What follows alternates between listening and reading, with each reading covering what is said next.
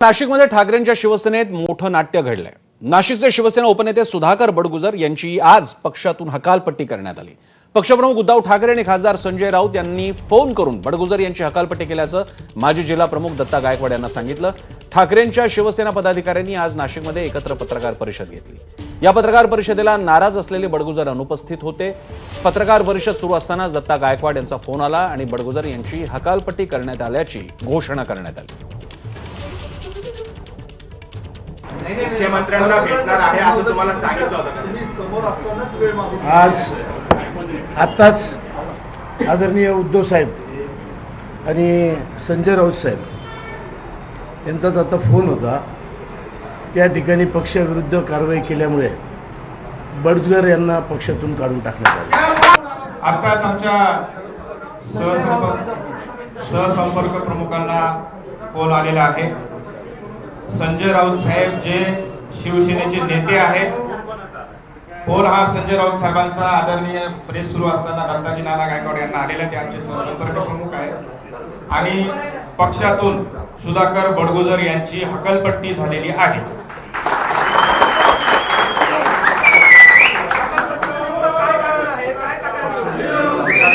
पक्षाविरोधी कारवाई करत असल्या कारणाने आमच्याकडे हे सर्व निर्णय पक्षप्रमुख घेत असतात, नेते घेत असतात। पक्षप्रमुख उद्धवजी ठाकरे साहेब यांच्या आणि राऊत साहेबांच्या आदेशानं हकालपट्टी झालेली आहे। आमच्याकडे आदेश चालतो, आम्ही आमच्या पक्षप्रमुखांना प्रश्न विचारू शकत नाही। हकालपट्टी म्हणजे हकालपट्टी, विषय संपला। तर पक्षाने केलेली कारवाई एकतर्फी असल्याची टीका सुधाकर बडगुजर यांनी केली आहे। कोणाला भेटलो म्हणून कारवाई करणं चुकीचं असल्याचं ते म्हणाले। एबीपी माझाला त्यांनी फोनवरून प्रतिक्रिया दिली काही वेळापूर्वी, आपण पाहूया। पक्षात नाराजी व्यक्त करणं हा काही गुन्हा नाही हो, आणि पक्षाने जी केलेली कारवाई आहे त्यावेळी योग्य वेळीच मी उत्तर देईन। काय नेमकं तुम्हाला सांगण्यात आलंय, पक्षाकडून तुम्हाला काय नेमकं सांगण्यात आलंय या सगळ्या प्रकाराबद्दल? मला माझ्याशी कुठली चर्चा झालेली नाही। बरं, मी आज आउट ऑफ आहे, मी नाशिक शहराच्या बाहेर आहे।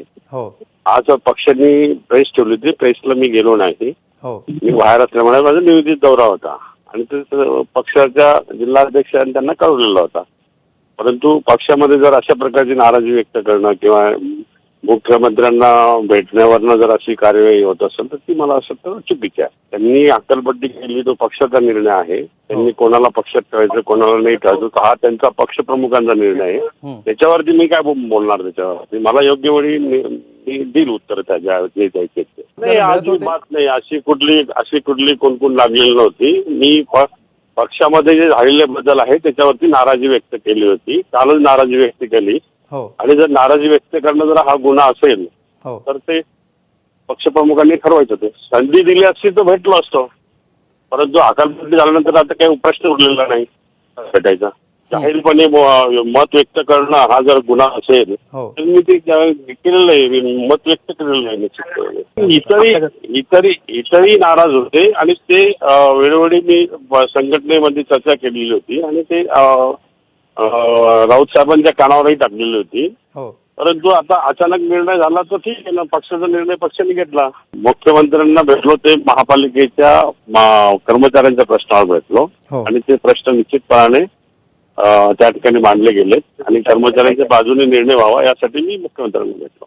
सध्या तर मी फॅमिली प्रोग्राम मध्ये आहे, दौऱ्यावर आहे, मी बाहेर आउट ऑफ नाशिक आहे, आल्यावर बघूया। ठाकरेंच्या शिवसेनेचे नेते आणि नाशकातील काही पदाधिकारी नाराज असल्याची चर्चा आहे। यावर खासदार संजय राऊतांनी प्रतिक्रिया दिली आहे।